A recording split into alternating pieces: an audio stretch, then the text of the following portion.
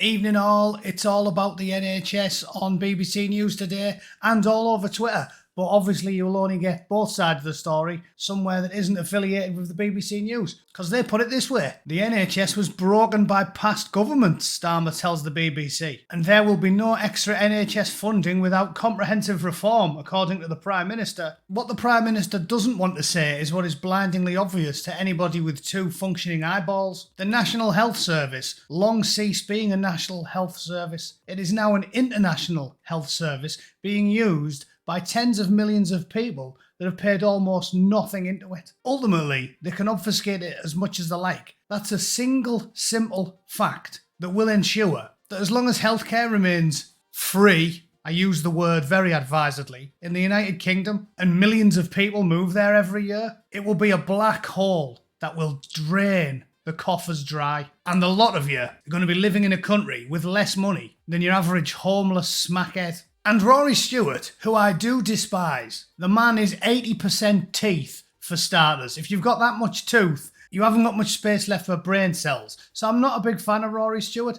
but at least he's being honest about what the plan is. Can you guess what the plan is? The only way to fund this without decreasing provisions of services is to raise taxes, and not simply on the top 1%, although they should pay their fair share, but on a broad base of millions. Brilliant. Brilliant. So the do-gooders have done it again. Ever have the lefty do-gooders been the enemy of the working classes? That's a fact. They're lining the pockets of upper middle class union bosses, and they are stitching up plumbers and bus drivers and bricklayers and joiners and welders and scaffolders and shop assistants, as usual. To pay for who, you might ask? Well, I'll tell you who they're looking out for. And they also take priority with housing. Criminals, immigrants, the lame and the lazy. That's who you're paying for, so get used to it.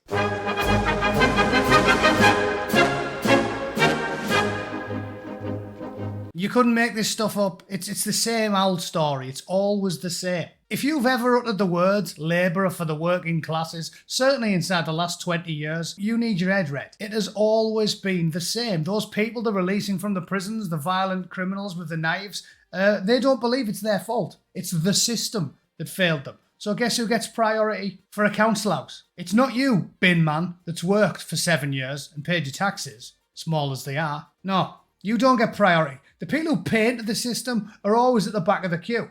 The lads walking out of the prisons, they're getting housed because they're worried that they'll reoffend again if they don't get them housed. Anarcho-communism. Look after the criminals. You know who else is getting housed? People who come over on dinghies. Can't expect them to pay their own way, can you? So grab your ankles and lube up, because you're going to be getting rogered with a prize-winning leak by the Chancellor. Instead of just talking though, let's look at some actual numbers, shall we? Keir Starmer's promise there'll be no extra NHS funding without reform has come after a damning report said that the NHS in England was in a critical condition. Again, because it's an international health service, paid for by people who don't even use it that much. We know I could pull up stories all day showing how absurd it is, but I'll just pick one good one, shall I? Nigerian woman, 43, racks up £500,000 NHS bill after giving birth to IVF quadruplets in London hospital after going into labour on a flight to Heathrow, hours after she was turned away from the United States. She is currently staying at a hostel run by a charity and is unable to afford the bill. Whoopsie. Whoopsie. I mean, it's only £500,000. I mean, we can afford that, can't we? Oh yeah, we can't, because we're in £4 trillion worth of debt. These are the lunatics who are running the National Health Service. The people who are encouraging behaviour like that. £500,000.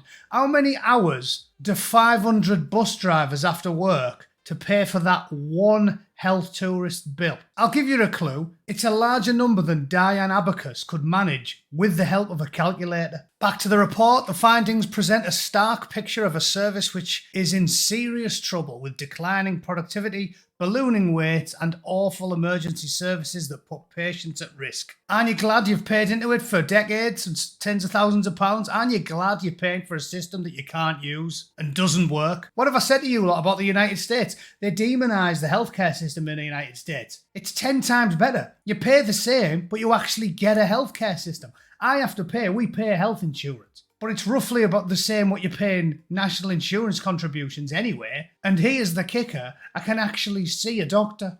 So how is that worse?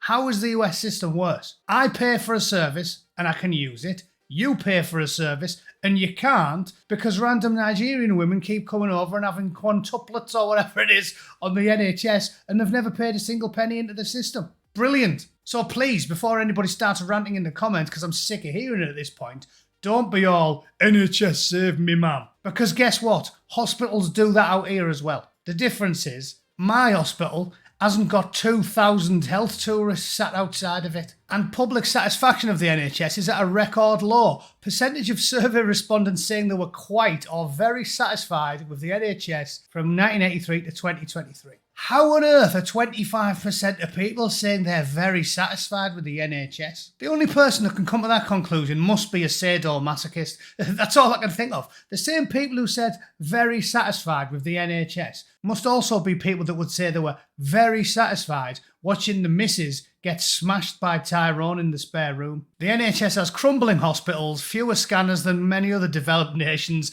and is years behind the private sector in terms of innovation. And best of all, according to Rory and the Prime Minister, they are going to tax the plums off you to try and drag it up. But they will fail. They will fail. It's time to accept the inevitable, ladies and gentlemen. The NHS has to go. When I first moved out here, I was as like everybody else is, because we get brainwashed and conditioned into believing it. The NHS was fantastic. That's what I used to say when I first moved out here. Paying health insurance annoyed me for about the first 3 years. And then I realised that you pay the same amount of money as you do back home, but you've actually got a functioning healthcare system. And I went, oh yeah, I appear to have been misled for my entire life. It doesn't matter how much they tax you, it will never get fixed as long as it is a national healthcare service being funded by the citizens of one nation predominantly. And yet it is international with its outreach. And it's being used by millions of people that have never paid a single penny into that system. It worked great when we were kids. As I keep saying, when I was a bairn, you used to phone the doctor when you were ill. 4 hours later, there was a bloke standing in your house. Try that now. Try that now. They can't. They can't do it. Do you know why? Because there's a couple of million knobheads who've never put any money into the system using the ever-loving shit out of it. That's why. And it doesn't matter how much they put taxes up, that burden is only going to get bigger. Because guess what?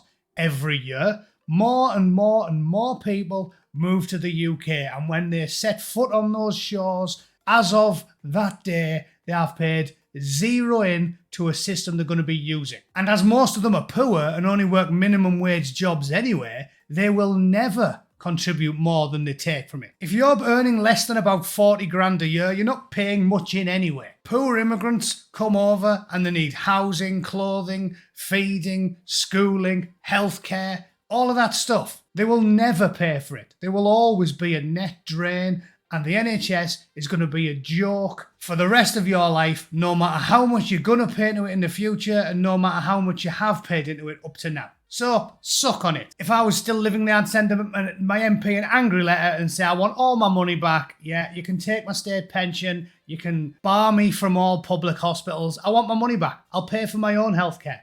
At this point, the UK is such a joke. You're better off paying for everything. How about I pay no tax at all, and I promise I'll never ring the police, the fire department, go to the hospital or use a public school. Better that than what you're doing now, where they tax the balls off you to look after everybody other than the people that have paid for everything. But that's just my 2 cents. Maybe I'm being a selfish prick. What do I know, eh? If you disagree, please let me know in the chat so I can read your comment out loud and everybody with a functioning brain will split their sides laughing at it. All right? Thanks for tuning in, ladies and gentlemen. I hope you're doing all right, and I'll see you all tomorrow. Toodle pip. Cheers.